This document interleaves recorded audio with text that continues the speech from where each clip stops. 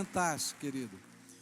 Queria convidar você para estudar o Salmo 57 conosco, né? Nós temos estudado alguns dos salmos que no seu título nos mostram os momentos que Davi estava vivendo, né? Existem muitos salmos que está escrito lá, Salmo de Davi, não é?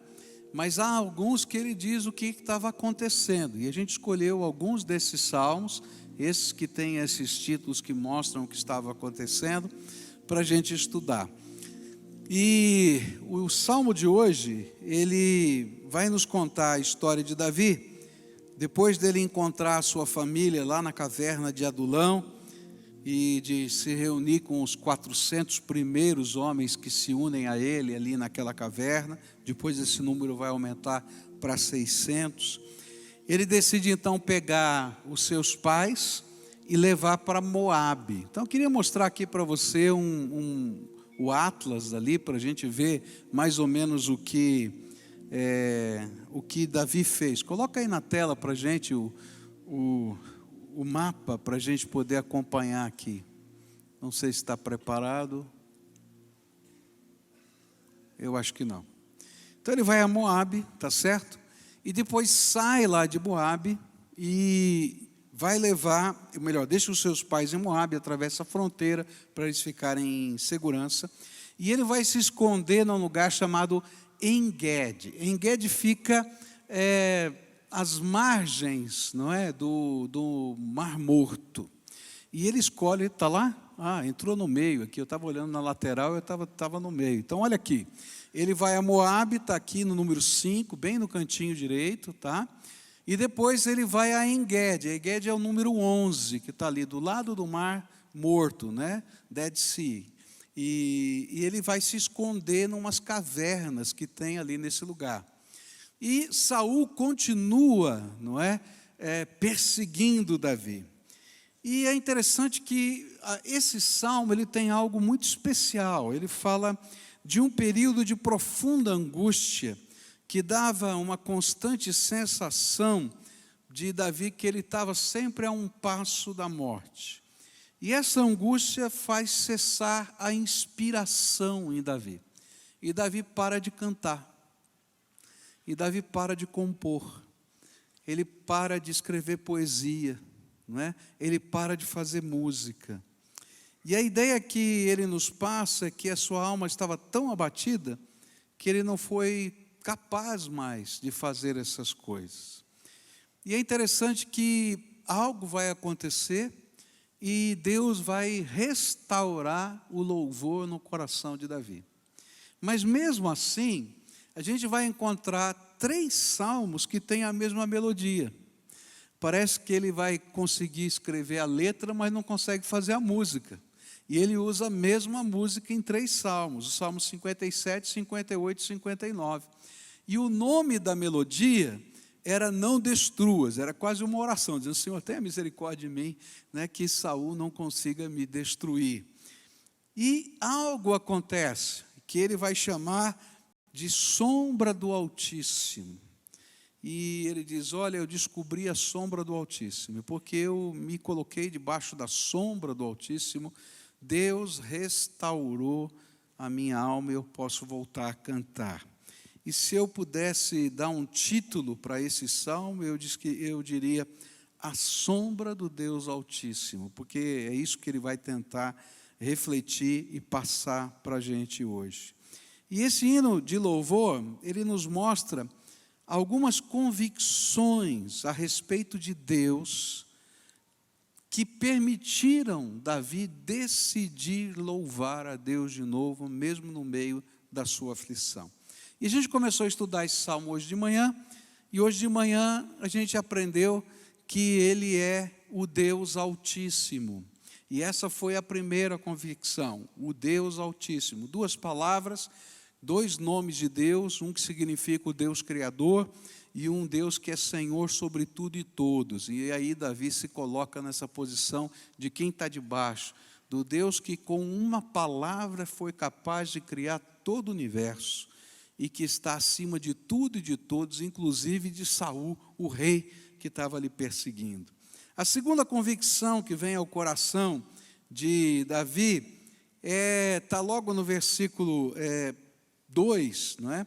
Quando ele diz assim: clamo ao Deus Altíssimo, a Deus que para comigo cumpre o seu propósito.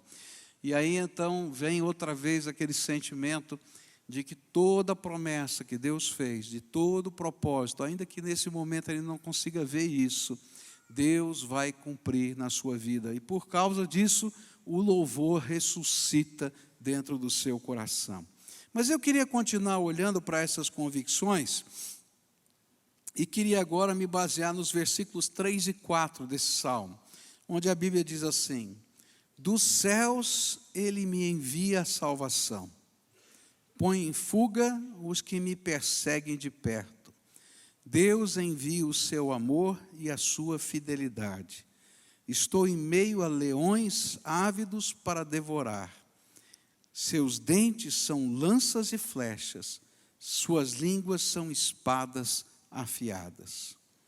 A terceira convicção é que a única ajuda com que Davi poderia de fato contar não era nenhuma mudança na estrutura política do seu país.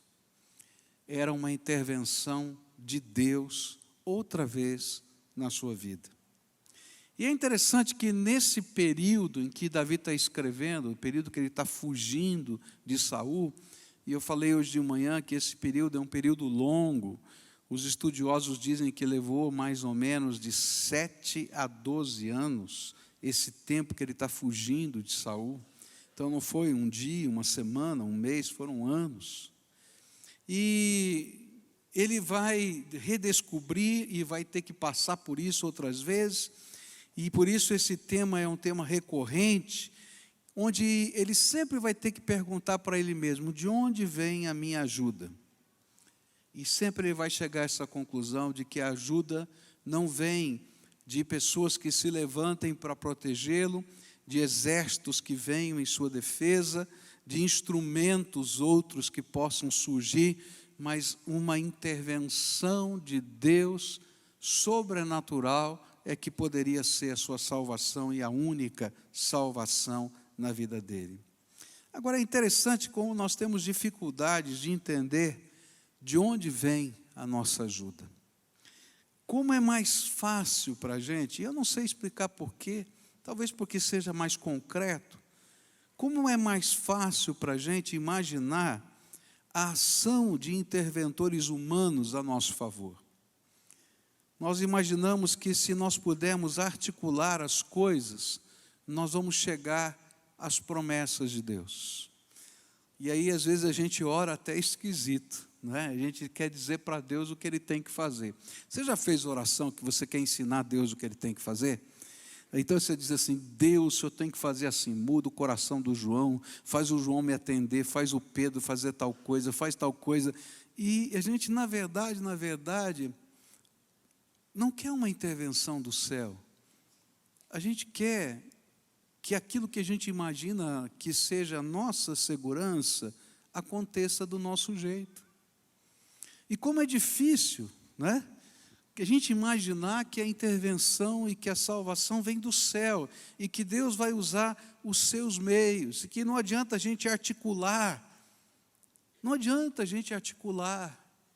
Não é a nossa articulação que vai fazer alguma coisa acontecer, é a graça de Deus. Às vezes nós imaginamos que se nós tivéssemos dinheiro, nós chegaríamos lá onde a gente queria. O problema é grana. Queridos, o problema não é grana. Porque nós temos um Deus que é o dono de toda a prata e de todo o ouro. Ele é o Senhor de todas as coisas. Nosso problema é ver a intervenção do céu na nossa vida. Porque quando eu começo a confiar na grana, eu deixo de confiar em Deus, porque eu acho que eu posso fazer as coisas. E se eu vou aprender a viver debaixo da autoridade de Deus, eu preciso confiar na intervenção de Deus. Eu conheço igrejas que, especialmente na outra América, não é? Na América do Norte, nos Estados Unidos, e especialmente no Canadá, que tem milhões de dólares em caixa. Milhões de dólares em caixa.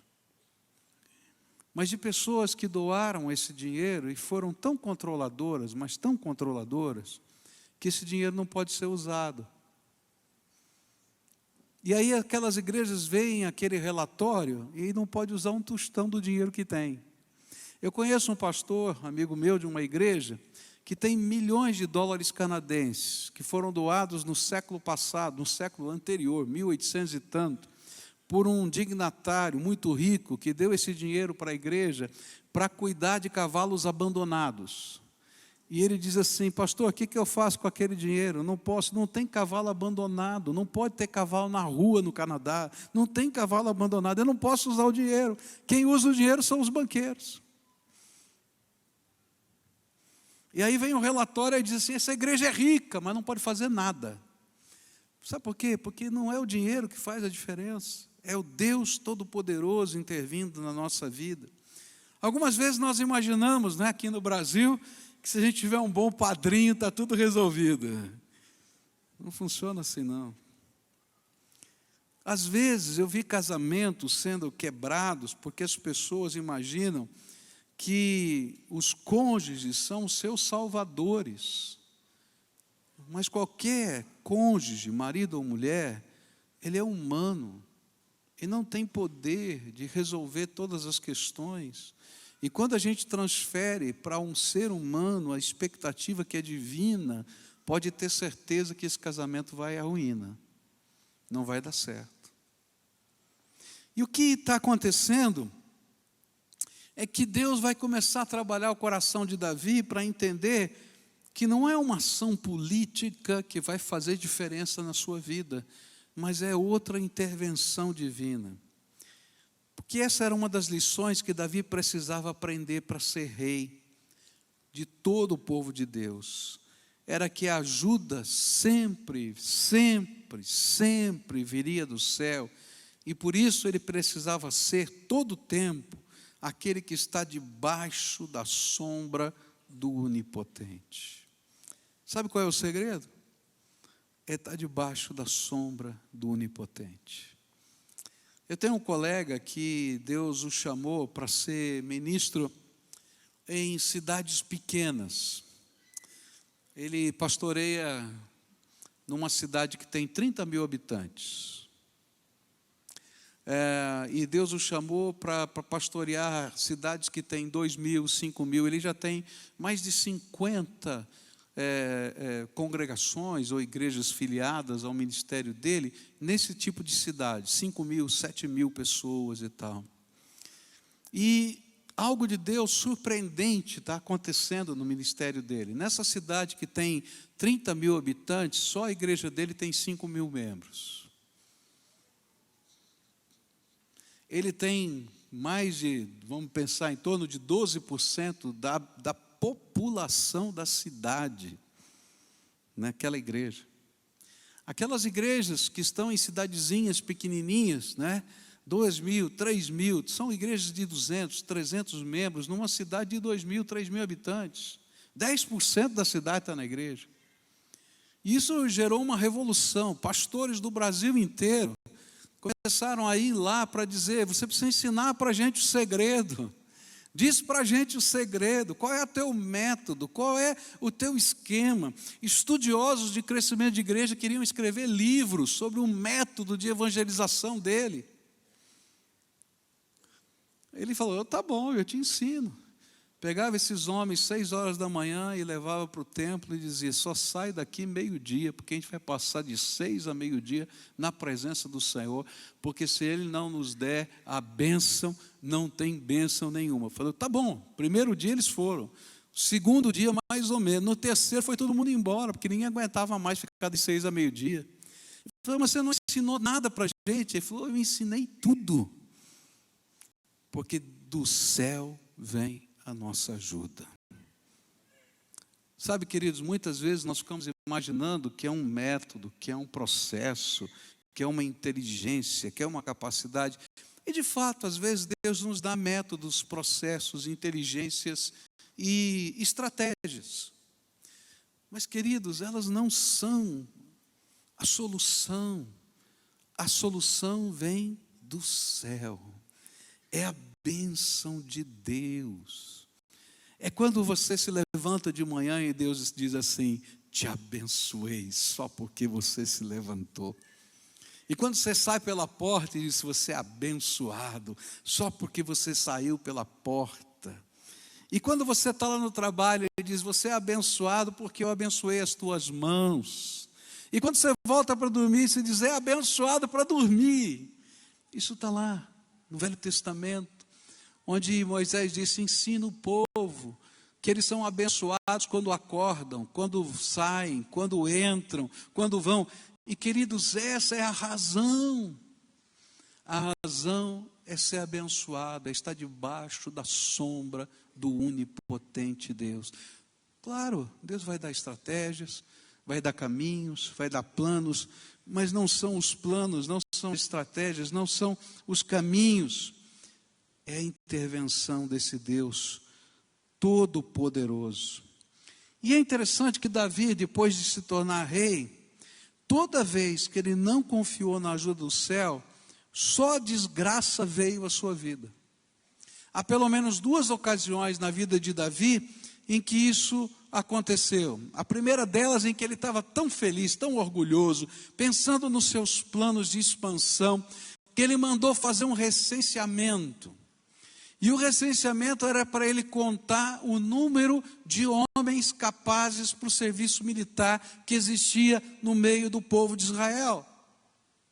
E quando ele estava fazendo o recenseamento, Deus mandou uma enfermidade, uma peste sobre a nação. E Deus disse para ele: sabe por que eu estou mandando essa peste? Para diminuir o número de soldados. Mas por que, Deus? Porque você não entendeu nada, rapaz. Não é o número de soldados. Sou eu.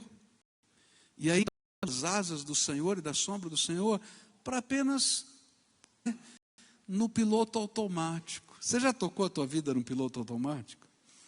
Eu, às vezes, dirijo no piloto automático. Eu não sei você, mas eu, às vezes, dirijo no piloto automático, né? Eu sou meio assim, distraído.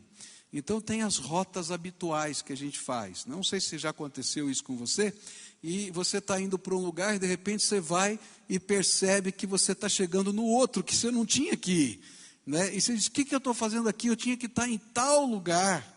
E aí você diz: não, eu liguei o piloto automático, eu estou seguindo a minha rota normal, não é? E às vezes a gente vive a vida da gente, não é no piloto automático, é na dependência da minha graça, debaixo das asas do Senhor, que a bênção vem e os milagres acontecem.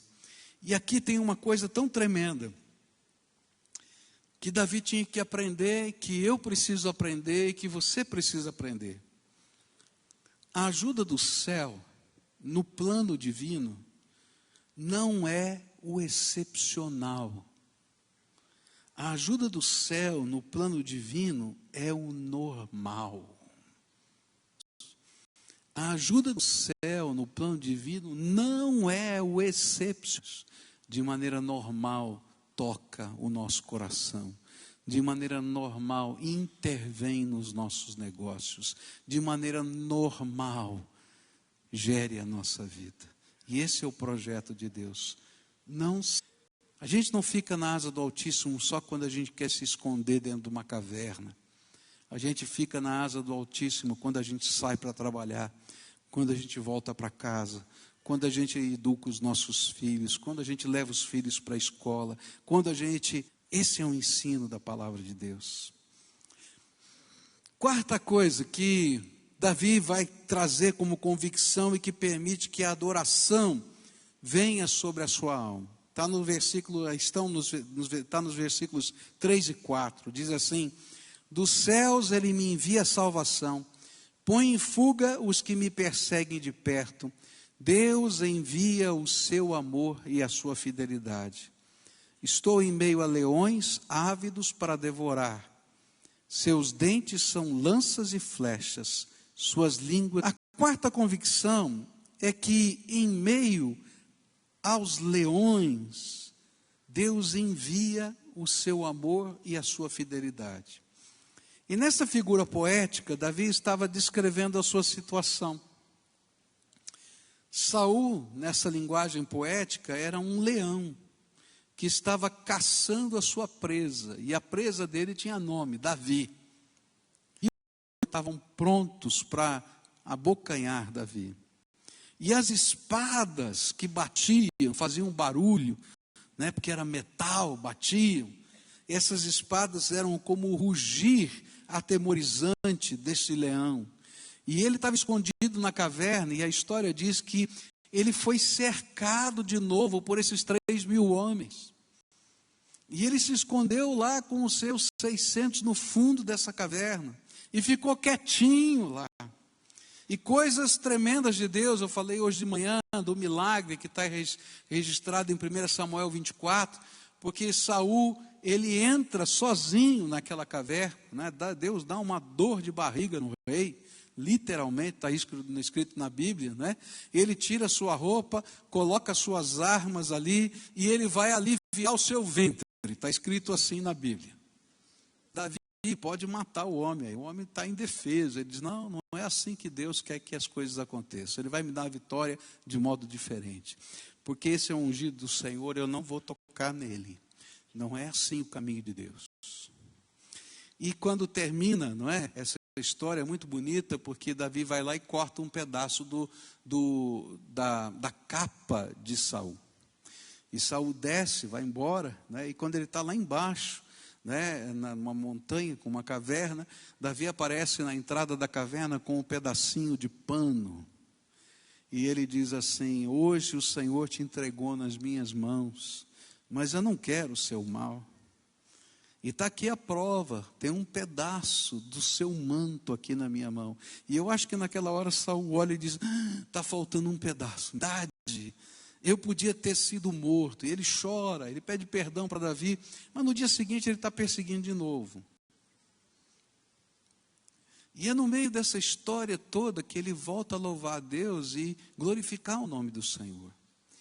Mas acontece algo tremendo no meio disso, que nessa figura, quando ele vê os soldados como dente toda, Deus revela outra vez o seu amor e a sua fidelidade. E aqui ele não está falando só que outra vez a ajuda do céu veio, mas ele está falando de algo que tocou o seu coração. E nesse salmo tem algo muito interessante. Se você olhar a sua Bíblia, nesses 2 versículos, entre esses 2 versículos, está escrito, essas palavras que aparecem nos Salmos, eles não são palavras do tradutor, são palavras do original, estão escritos no original. E eles eram notações musicais. Era uma recomendação para que quando o coro cantasse aquela música, quando a orquestra tocasse aquela música, se fizesse uma pausa. Essa notação musical é como se Davi estivesse dizendo, olha, eu estou correndo a 1000 por hora, como quem se desespera,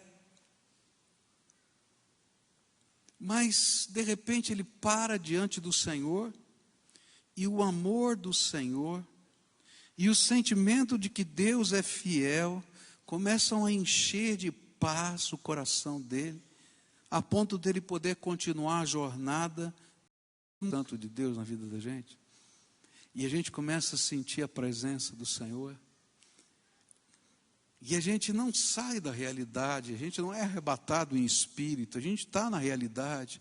A gente sabe o que está acontecendo, ainda continuam tendo leões à nossa frente. Mas de repente a gente tem a certeza de que Deus está presente com a gente. E aí o Espírito de Deus vem. Eu vou confessar algumas coisas que vocês vão achar esquisitas, não é? O lugar que eu mais gosto de pregar é aqui, na minha igreja. E toda vez que eu tenho que pregar em outro lugar, eu fico nervoso. Às vezes é uma igrejinha pequena, de 100 membros, mas eu fico nervoso. É como se eu estivesse aqui na minha casa. e vocês fossem da minha família, e de fato são. Então a gente bate um papo, eu fico nervoso. E aí eu vou sempre dizendo, Senhor, me dá graça para pregar, me dá graça para pregar. E é interessante que chega um determinado momento que a gente começa a pregar, visita a gente. Eu não sei explicar isso para você, mas eu posso sentir no meu corpo a presença do Espírito Santo me envolvendo. Aquela presença vem assim. E quando vem, eu sei, posso pregar. E a fidelidade do Senhor me envolveu. E eu posso falar agora. Muitas vezes, quando eu chego aqui no púlpito desta igreja, que eu me sinto tão à vontade para pregar, eu me sinto o pior de todos os homens. Semana passada eu estava assim, cheguei aqui para pregar semana passada, me sentindo o pior de todos os homens, o mais incapaz. A única coisa que eu podia dizer é, Senhor, me dá graça, Senhor, me dá graça. Eu estava tão cansado, parecia que não tinha nada. De repente veio essa presença do Espírito assim, e eu mudei. Sabe o que eu sinto? É que naquele momento em que ele fez uma pausa, ele estava cantando uma melodia, compondo a melodia, ou melhor, a melodia que era a mesma melodia que ele já tinha. Ele parou. E quando ele parou, ele sentiu duas coisas: o amor de Deus e a fidelidade de Deus. E ele continuou escrevendo. E não importava mais se tinham leões, 3.000 soldados. Porque o amor e a fidelidade de Deus são aquilo que nos consolam, nos dão força e nos dão segurança para seguir a caminhada adiante. Eu creio que foi esse também o sentimento de Daniel. E ele ficou dormindo no meio dos leões. Até o rei chamá-lo. Daniel, você está aí? Ele disse, estou. E os leões? Também. Como? Você está há horas aí. Então sai para fora. Posso sair? Pode. Ele sai da cova. Aí o rei fica preocupado, diz, esses leões acho que não foram bem alimentados. E ele joga alguns soldados lá que tinham jogado Daniel lá. Olha, gente, os leões estavam morrendo e estraçalharam. E ele diz, o que aconteceu? Os anjos do Senhor fecharam a boca dos leões. Porque o amor e a fidelidade de Deus se revelam na fraqueza das nossas vidas.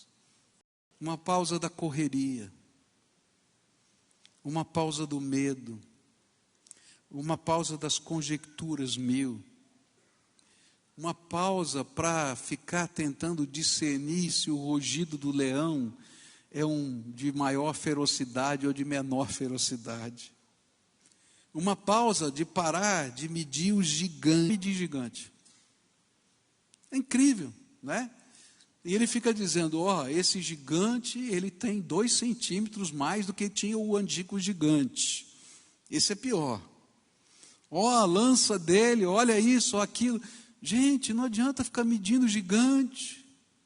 Sabe o que a gente precisa? Às vezes fazer uma pausa na nossa correria e parar de medir o tamanho dos gigantes para simplesmente desfrutarmos a presença do Senhor. Sentimos o seu toque, percebemos as marcas da sua fazer.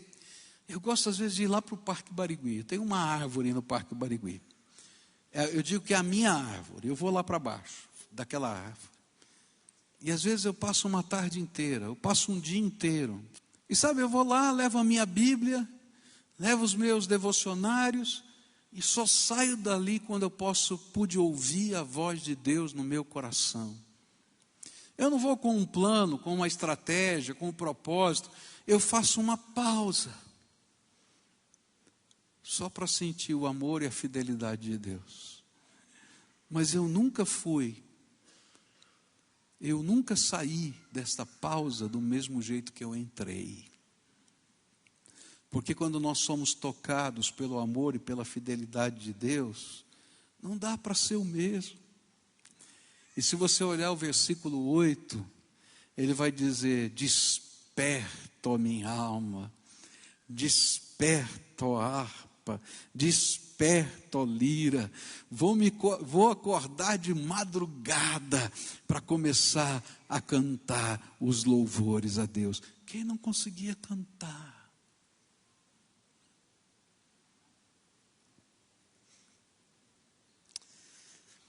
Eu creio que foi nesta hora que Davi olhou de novo para aquele pedacinho de tecido da capa do rei.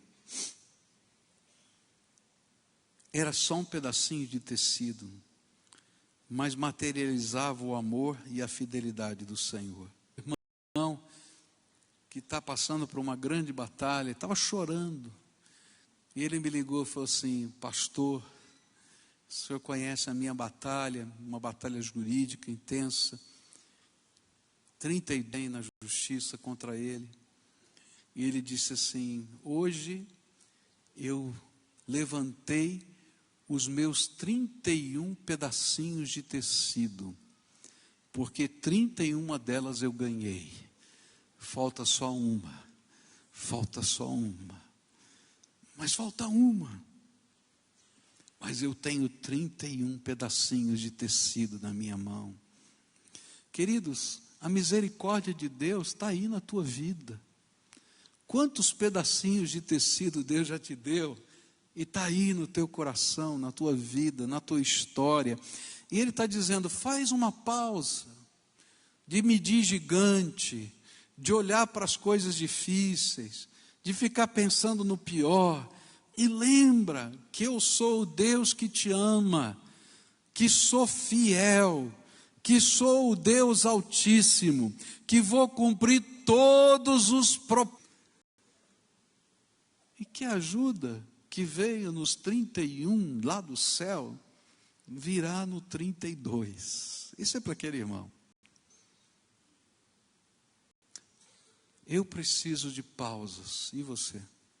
Desfrutar da presença do Senhor. A última coisa que eu queria, antes disso, eu queria só lembrar para você que quando isso acontece, a paz e a segurança nos envolvem novamente. E eu queria ler para você um trechinho de 1 Pedro 5, que fala sobre a tentação de Satanás. Lembra lá, 1 Pedro 5, fala que o leão, que Satanás está à nossa volta como um leão, rugindo, tentando nos tragar. Mas eu vou ler na versão da Bíblia Mensagem. Olha que coisa linda. Tenham uma mente tranquila, mas estejam sempre atentos. O diabo está querendo atacar e não quer outra coisa senão apanhar vocês desprevenidos. Não são os únicos a enfrentar momentos difíceis. Acontece o mesmo com muitos cristãos ao redor do mundo. Por isso, fiquem firmes na fé. O sofrimento não vai durar para sempre. Não na presença de um Deus generoso que tem grandes planos para nós em Cristo, planos eternos e gloriosos. Ele vai conservá-los unidos e firmes para sempre. Deus tem a última palavra. Sim, Ele a tem. E eu gostei desse finalzinho. Olha que coisa linda. Deus tem a última palavra. Sim, Ele a tem. Diz comigo: Deus tem a última palavra. Sim, Ele a tem. Quando eu faço essa pausa e eu redescubro o amor e a fidelidade de Deus, o que vem no nosso coração é isso: Deus tem a última palavra. Ele tem, e eu estou aqui aguardando. Por isso Davi consegue cantar o que ele cantou nos versículos 6 e 7, ou melhor, versículos 6 a 10.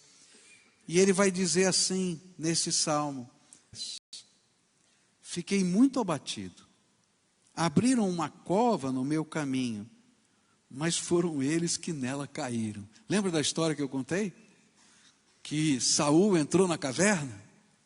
E diz assim: olha, estava tudo preparado. Por isso o meu coração está firme, ó Deus. O meu coração está firme. Cantarei ao som de instrumentos.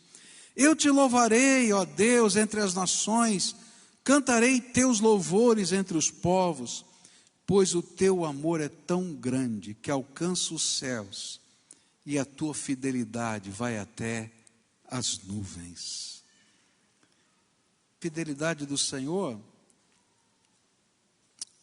nós vamos conseguir louvar a Deus de novo. E o que Davi está fazendo é convidando eu e você a louvarmos a Deus de novo. Tem uma última coisa que terminou, é que esse salmo ele tem um refrão, que nem um hino, não é? Tem um refrão, que tem aquela parte do meio que a gente repete, que é igual. Esse salmo tem um refrão, que são os versículos 5 e 11, onde ele diz assim: ó Deus, mostra a tua e que a tua glória brilhe no mundo inteiro. Eu escolhi a versão da Bíblia na linguagem de hoje. Achei linda essa versão. E ele repete no verso 11 a mesma coisa. Ó Deus, mostra a tua grandeza nos céus e que a tua glória brilhe no mundo. E o que Davi está ensinando para a gente é que muitas das nossas batalhas, queridos, não são batalhas humanas, são batalhas espirituais. Por isso a estratégia humana não vai funcionar. A luta que Davi vivia era, antes de tudo, uma batalha espiritual travestida com vestimentas políticas. Porque a unção de Davi foi de Saul era uma tentativa humana de impedir que a vontade de Deus tomasse forma concreta na nação.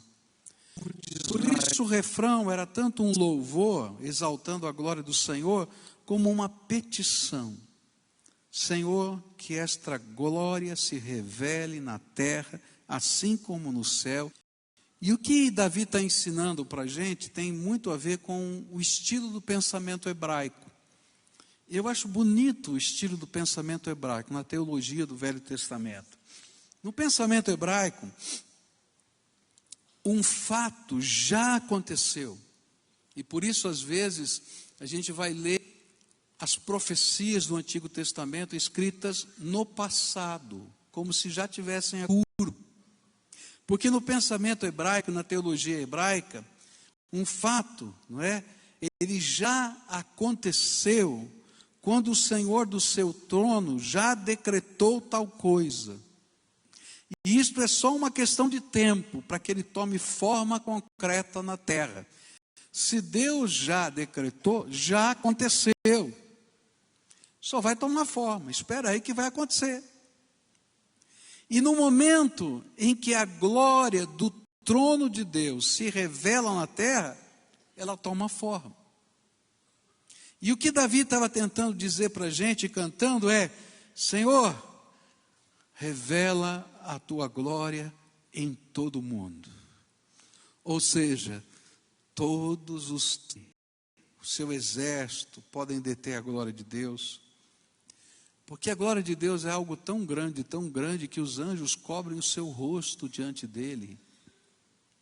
Moisés, quando pediu para ver a glória de Deus, o Senhor disse: não dá. Se você ver, você vai morrer, não vai aguentar. Então ele diz assim para Moisés: Moisés, entra aqui nessa fresta da rocha, e eu vou te cobrir. E vou passar por você com a minha glória. E a ideia que dá é que só dava para ver os lampejos do brilho de Deus. Que Deus tinha coberto. Um pouquinho da glória do Cristo ressurreto foi suficiente para que João... Interessante que esse também era o sentimento de toda a igreja. Havia uma expressão em todo o culto da igreja primitiva, eles falavam essa expressão. E a expressão era o final de todo o culto. Sabe qual era a expressão? Maranata. Eles terminavam o culto dizendo: Maranata, que quer dizer: Ora, vem, Senhor Jesus, nós estamos esperando a sua volta. Volta, Senhor Jesus, na Bíblia. Esse vai ser um dia tremendo, de abençoado para alguns e tremendo de desesperador para outros. Celebrar a glória do Senhor com alegria, porque quando a glória de Jesus ressurreto voltar, aqueles que pertencem a Ele, num piscar de olhos, serão arrebatados nas nuvens, e o seu corpo descendo no rosto dele, e as pessoas tinham tanto medo que pediram para ele colocar um véu. Mas agora vai fazer parte da essência de todos quantos adoram ao Senhor.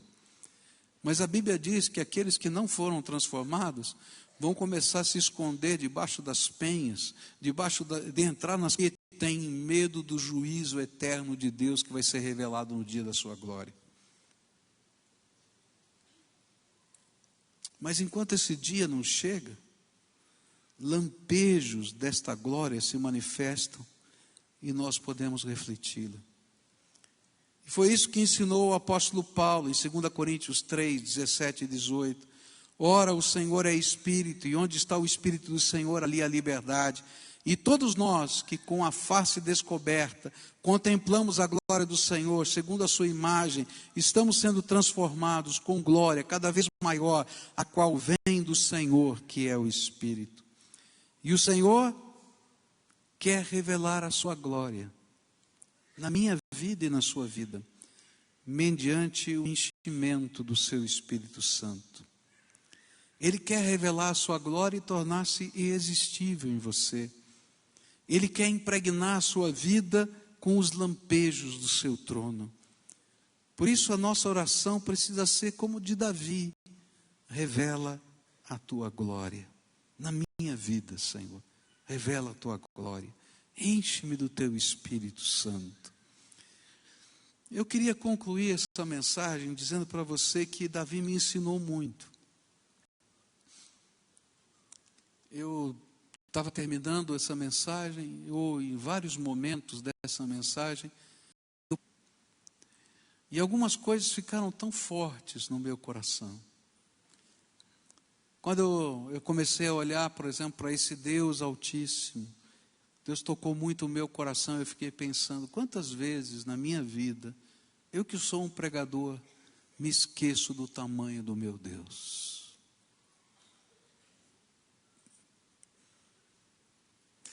Outro momento que eu estava preparando esse sermão e o Espírito Santo falou muito comigo, foi o momento em que estava lá Davi ensinando para a gente que ele ia cumprir todos os seus propósitos. E eu fiquei pensando, quantas vezes na minha vida eu fico em dúvidas com tantas coisas, e Deus tem que me reafirmar e reafirmar e reafirmar as mesmas promessas, porque a minha alma e eu mesmo, não é? Fico em dúvida dizendo, Senhor, será que? Outro momento que o Espírito Santo falou muito forte ao meu coração era, cuidado, porque o milagre, a intervenção do céu não é o extraordinário, é o natural. E sabe, que tentada, se eu tirar a minha mão de bênção de sobre você, nem as coisas naturais vão acontecer na tua vida. Porque quando você se levanta, é a minha bênção que faz as coisas acontecerem. Outro momento que o Espírito Santo falou muito forte ao meu coração é, você está precisando de uma pausa. Vem aqui, vem conversar comigo. Vem conversar comigo. Eu tenho um professor, tive um professor, ele é um workaholic, aqueles homens que trabalham demais. E um dia Deus colocou um homem para conversar com ele e disse para ele, você é um workaholic. Ele disse, não, eu não sou, é assim. Você quer ver? Eu duvido que você consiga ficar comigo mais do que 5 minutos sem fazer nada. E ele não conseguiu ficar nem 5 minutos sem fazer nada. O homem olhava para a cara dele e dava risada. E ele incomodado, se mexia para cá e se mexia para lá. E esse professor falou para mim assim, sabe, Às vezes eu preciso de uma pausa na presença de Deus. E eu não sei como fazer. E sabe o que eu descobri?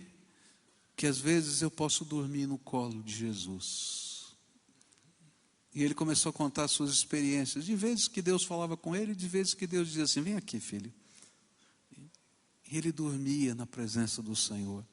E não era um dormir porque ele estava cochilando no meio da oração, mas era o Senhor acariciando o seu filho e dizendo: você é filho amado, vem aqui. E esse dormir tinha a ver com a revelação do amor e da fidelidade de Deus. Queridos, às vezes a gente precisa fazer uma pausa das correrias da vida e ter um encontro com Deus de novo. E deixar o Espírito Santo falar com a gente. Manifestam aqui na terra. E a gente tem que começar a dizer: Senhor, revela a tua glória na minha vida. E aí ele, cheio do Espírito, você tem o Espírito Santo desde o dia que você recebeu Jesus como Senhor e Salvador. E você já foi selado pelo Espírito Santo. Mas, queridos, tem mais de Deus para você. Tem mais de Deus para você. Sabe o que Ele quer? É de dar a presença gloriosa dEle. Sabe, transborde da presença gloriosa. E a gente entra numa dinâmica diferente. O louvor para você. Mas uma coisa eu tenho certeza, Ele está aqui entre nós, Ele tem algo para fazer na tua vida. Hoje o que eu gostaria de pedir a Deus é: revela, Senhor, a tua glória no meio do teu povo. Revela, Senhor, a tua glória no meio do teu povo. Sabe o que eu sonho?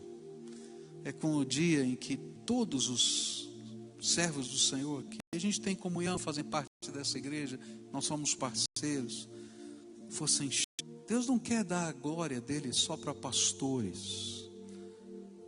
Deus quer dar a sua glória para todos os seus filhos. Você pode imaginar o que Deus iria fazer revelando a sua glória através dos seus lábios, dos seus pés, da sua família, dos seus filhos. Eu às vezes vejo a glória do Senhor através das crianças. Tem um irmão que é membro da nossa igreja e parte do processo de conversão dele aconteceu por causa de uma criança. Ele estava com um problema nas pernas. E ele não conseguia sair dali do banco e vir aqui na frente. Então, no final de um culto.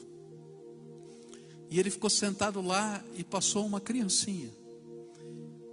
E olhou para ele e disse assim: tio, você está bom? E ele disse: estou com muita dor na perna. Não tem problema, tio, eu vou orar por você. Foi lá e disse: papai do céu, o tio está com muita dor na perna. Cura ele, em nome de Jesus. Amém. Saiu correndo e foi brincar. Eu estava orando aqui pela esposa, por ele, e aquele homem estava aos prantos lá, porque Deus revelou a sua glória através de uma criança. Não é um pastor. Deus quer revelar a sua glória através da tua vida. Ele quer que os decretos do trono dele se manifestem na tua vida. Eles vão acontecer, porque já foram determinados no céu. Mas Ele quer que você tenha mais, e mais, e mais. Vou contar um segredo para você. Deus é infinito.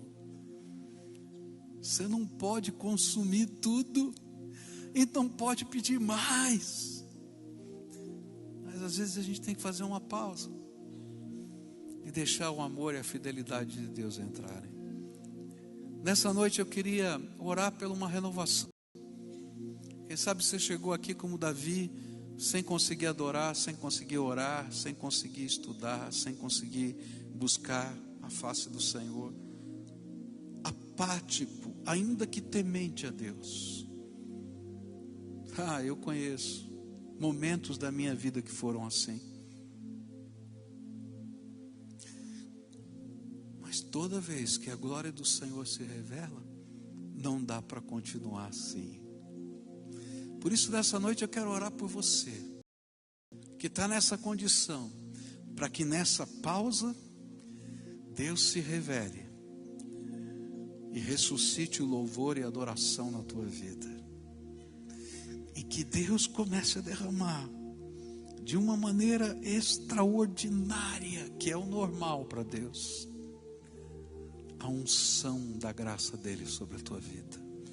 Então, se o Espírito de Deus está tocando o seu coração e você está se identificando com Davi, então está na hora de sair da caverna e dizer: Senhor, eu quero desfrutar do teu amor, da tua fidelidade. Revela a tua glória aqui nesse lugar, especialmente aqui no meu coração.